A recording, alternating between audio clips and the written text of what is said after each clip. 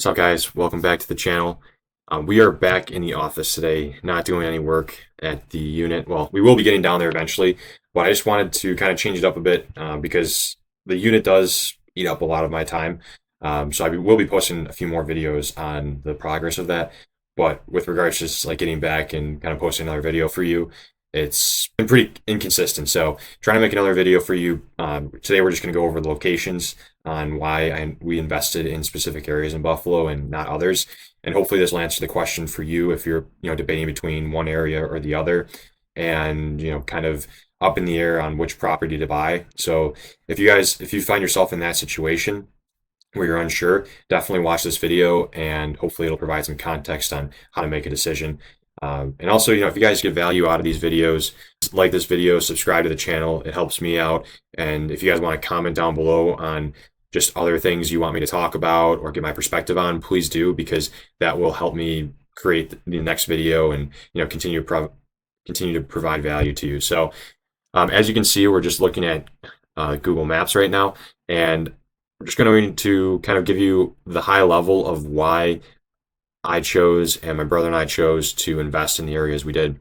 So as you know, I talk about the Elmwood Village a lot, and that's because we have all of our holdings within the Elmwood Village and then just outside. And when I say just outside, it's like a block outside the Elmwood Village. But there's a significant difference for being just outside of, just being a block outside the Elmwood Village. So number one, what I look for is the area residential? Overall, there's a bunch of ideal tenants that you look for, and they really they want to be close to their amenities, whether it's a gym, restaurants, retail, shopping, or they want to be in a walkable area where they feel safe going out for a walk in the morning or at night, or they're able to walk to a coffee shop or whatever it might be. So I would say that's number one, having the ability to walk around and feel safe in that area. Number two is having easy in and out access. So if you're located by any major highways or corridors to get you to downtown or your place of employment, whether it's a warehouse or some offices across town, if you can get in and out of that area without a lot of traffic or having to deal with navigating really small roads or whatever it might be, that's even better. So I'd say like those are the top two things that we look for. Also, maybe number three would be if you're around any parks or nature preserves or tennis courts, basketball courts, whatever it might be, tracks. Those are very popular as well, especially with the younger demographics that they want to be more active outside and surrounding that health and fitness type of niche. So if those all check off the box, those check the box for just specifically the location, then we can start looking at properties in there, and then that'll get into more of the details of like what are you looking for in it specifically in a property. And I'll create another video on that too. So I won't leave you in the dark on my opinion there.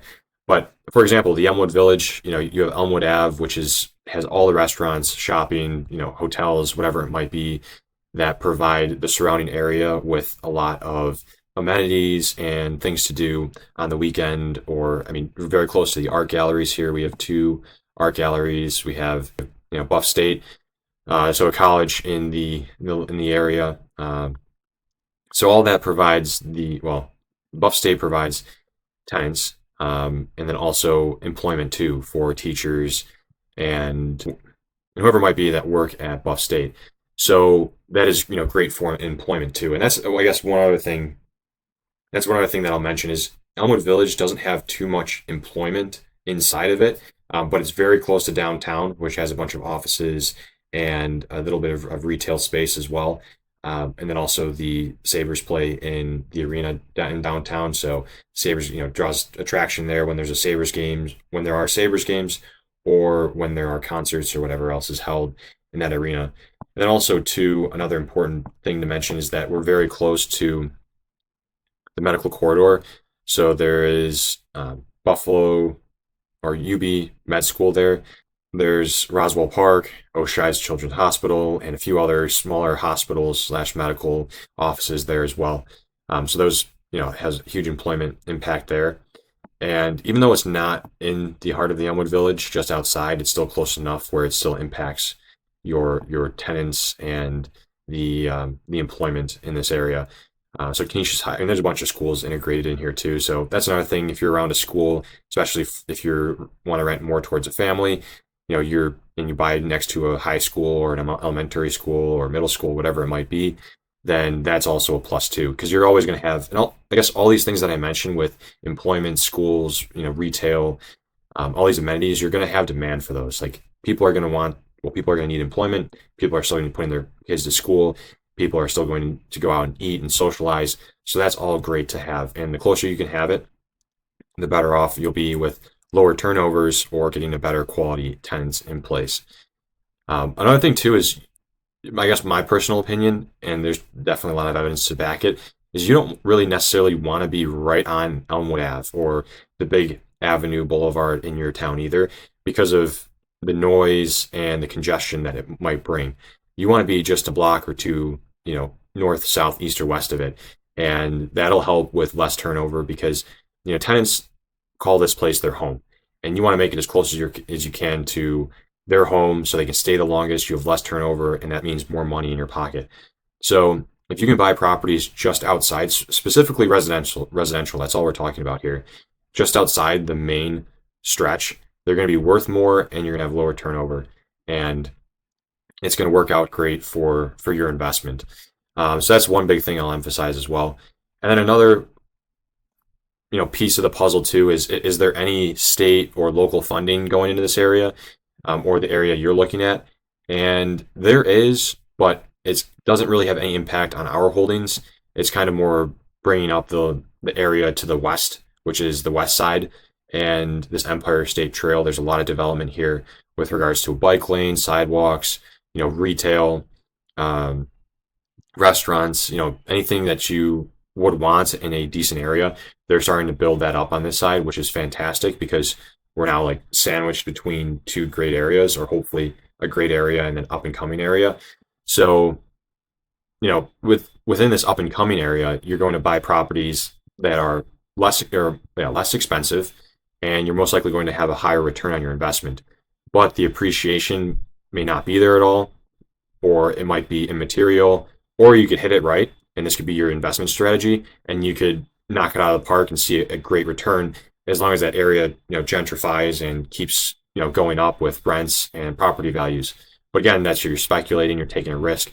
And right now, we're not really in that strategy. We're more in buying in Class A and B areas. I call this, West Side, specifically between Grant and Niagara, probably like a Class C area. This is Class B where my cursor is, and then the Elmwood Village would be, mostly Class A. So in Class A, you're going to have a lower cap rate in between 5 and 7% for Elmwood, and then of course a higher purchase price too. And then everything outside, whether you go east towards the east side, like the other side of Main Street, or you go west, between basically Richmond and Niagara Street, it's going to be a little bit of higher cap rate. And of course, because of that, a lower purchase price, lower barrier to entry, which is nice. But you just have to make sure you're screening your tenants properly and you keep up with the maintenance, or you buy property that you basically fully renovate and everything's very new, because a lot of these properties are run down. Landlords or the current owners haven't really taken care of their property because of the area, which is unfortunate because it's just like a negative feedback loop where the landlord doesn't take care of their property, attracts bad tenants. Bad tenants means that the landlord or the owner is not going to put more money into it, and then it's just a bad feedback loop. You could be that guy who changes that and creates that positive feedback loop. So, and gives the goods and gets rid of the bad stigmatism for those slumlords. And you can make a bunch of money doing it too. So a lot of upside in real estate. You just got to choose your strategy and just keep running with it and not go hopping back and forth. So yeah, that's a little bit about the area and why we chose specifically this area and what to look for in your areas as well.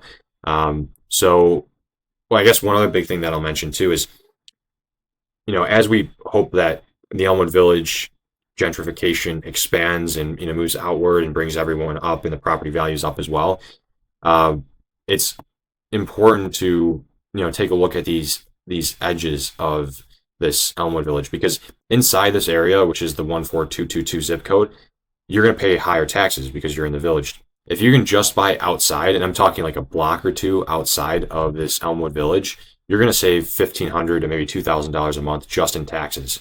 And you could be in an area that's going to is up and coming. So you buy something that's a little run down, you do your renovations, and 5 or 6 years from now, you're going to have a very solid asset. That's kind of what we did on our most recent purchase in December. We just bought outside of the Elmwood Village. I mean, when I say just outside, I think we are literally a block outside the 14222 zip code on West Delavan.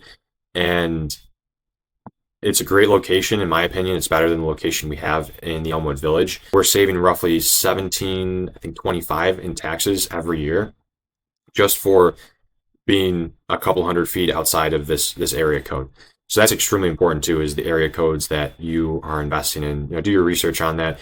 See where the taxes are the highest. You may just want to go outside of that because there are financial benefits to that, but also maybe more appreciation too if you're just outside of that. Like, I wouldn't really call that, you are speculating, but it's almost like a guarantee, because if your properties in this Class A Elmwood Village area start going down, well, then just outside of it is going to start going down too, but not as much as maybe 10 blocks outside of it.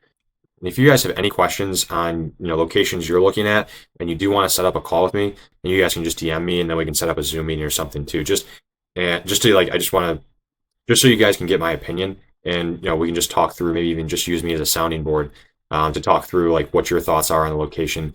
And if you guys are not ready for that, maybe just want to have me talk about something else, whether it's the location or specifically, maybe the condition of a property, drop that in the comments below. I love to read through your comments and see if you guys have any questions, and I'll 100% answer them. Another topic, or one other thing that I will point out is where we're buying next. If you do follow the channel, we are buying a 20 unit in the Kenmore area, which is located in the town of Tonawanda, and specifically the village of Kenmore. So sticking to our philosophy of just buying outside the busy road, but also where all the amenities are still. This is call it the heart of the village of Kenmore. And we're buying just outside, so in between Delaware Road and Colvin. And it's walking distance to the village of Kenmore. You have all the amenities, whether you need to go shopping for food, go in restaurants, library, town hall, whatever you need to do, you're within walking distance, or maybe a 3-minute bus ride. So we're sticking to that parameter. We're buying just outside the village or just outside the area code of the village to capitalize on the appreciation and also on that more single family residential type of neighborhood. And that's there's two amazing parts about this purchase. Probably one I've already expressed, or maybe both of them I expressed. One is the low rents. So these rents are about $200, $250 below market. And of course, they're justified in the condition of the property, but the condition of the property we can change. You can't change the location. You can't just pick this property up and move it closer to move it into a better location. But this property is surrounded by single families, doubles, and it's very residential, beautiful neighborhood. And just the rents, the condition of the property the condition of the property is just terrible. So we're going to go in, start renovating the units one by one, do some work to the exterior, and bring those rents up $200, $250 per unit. And that gives us a lot of confidence because of the location. Can withstand that. So it's around schools. Like I said, it's around the village with the restaurants and all the amenities. And it has, it's well located with access in and out. So if your tenants need to go to work in downtown Buffalo, can get there within 15, 20 minutes. If they need to go to work, east of here, they can hop on Sheridan Drive, which is just up here, and it's a big thoroughfare. It can hop on the 90, Route 5, like all of these great access points to getting in and out of here. So that's, it checked off all the criteria for the location. It checked off also the, ability to force appreciation. For you guys to stay to the end, thank you for staying. I hope you got some value out of it. If you did, please like and subscribe to the channel. It means a lot to me. I just want to keep expanding my viewers and reach as many people as possible. And if you do have any comments with regards to what I did here, or you want to see something more specific, drop a comment down below and I'd be happy to respond or create another video to explain in more detail. So with that, that's all I have. I hope you enjoyed it and we'll talk soon. Take care.